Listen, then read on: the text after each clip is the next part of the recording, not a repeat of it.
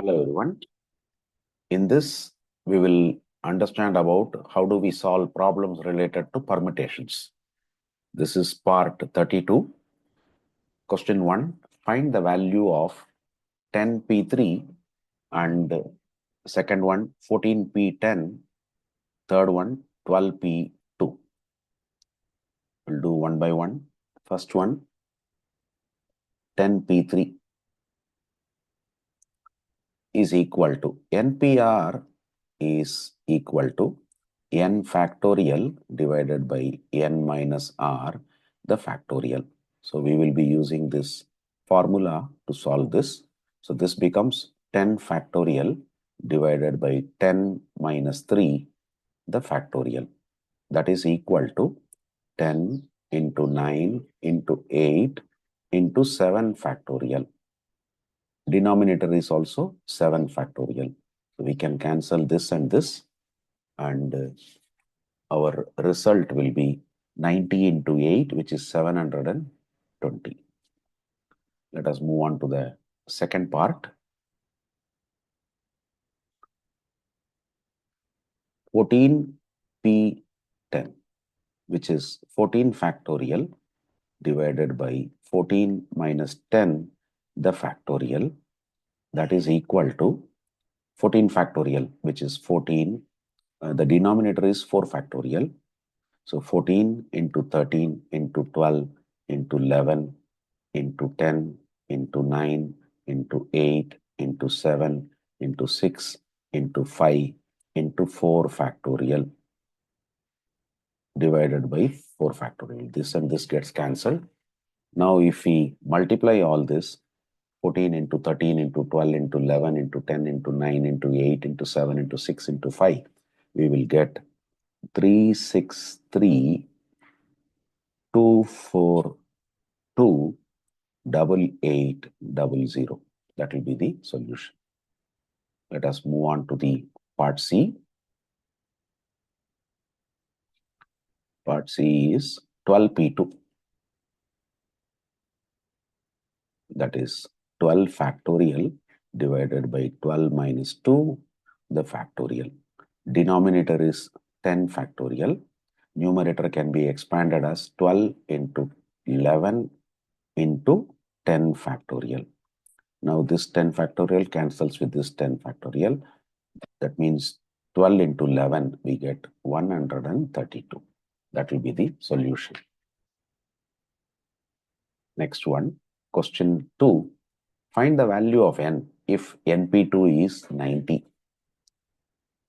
First part. So np2 is equal to 90. That means n factorial divided by n minus 2, the factorial is 90. Now the numerator can be expanded as n into n minus 1 into n minus 2, the factorial. Denominator is n minus 2, the factorial. Here right hand side is 90. So this n minus 2 factorial gets cancelled with this n minus 2 factorial. So we will get n into n minus 1. Now 90 can be written as 10 into 9. The left hand side is 2 successive numbers, right hand side is also 2 successive numbers, which means we can equate n as 10. That is the solution. Now part B, np2 is equal to 20. Again, same way, n factorial divided by n minus 2, the factorial is 20.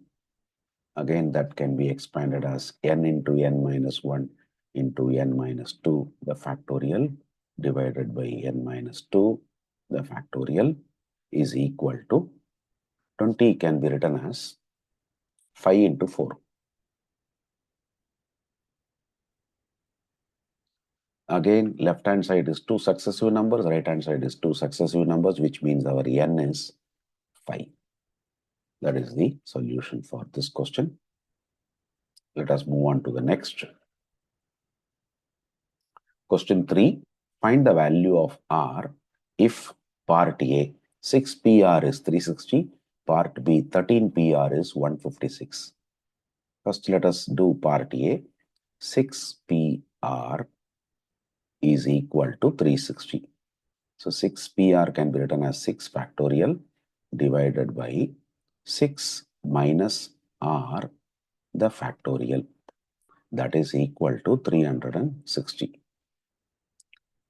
Now, this can be rewritten as 6 factorial is equal to 360 times 6 minus R, the factorial.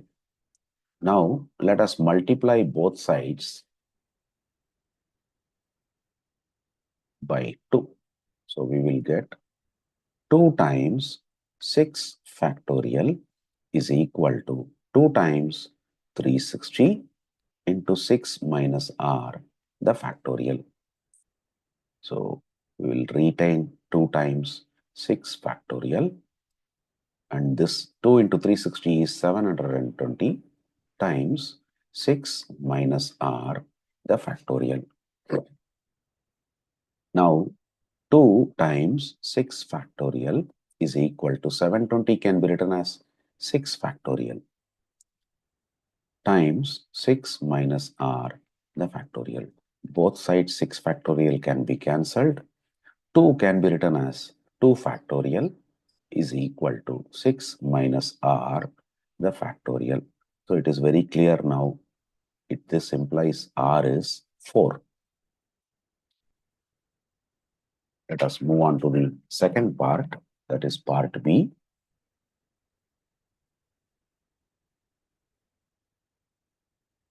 It is given as 13 PR is 156.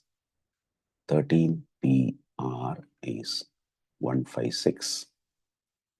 So we can rewrite this as 13 factorial divided by 13 minus R, the factorial, is equal to 156. Then we can cross multiply, so we can rewrite this as 13 factorial divided by 156 is equal to 13 minus R, the factorial. Now, if I factorize this 156, we will get 78. This is 39. This is 13, which means 156, 2 into 2, 4, 4 into 3, 12. So this 156 can be written as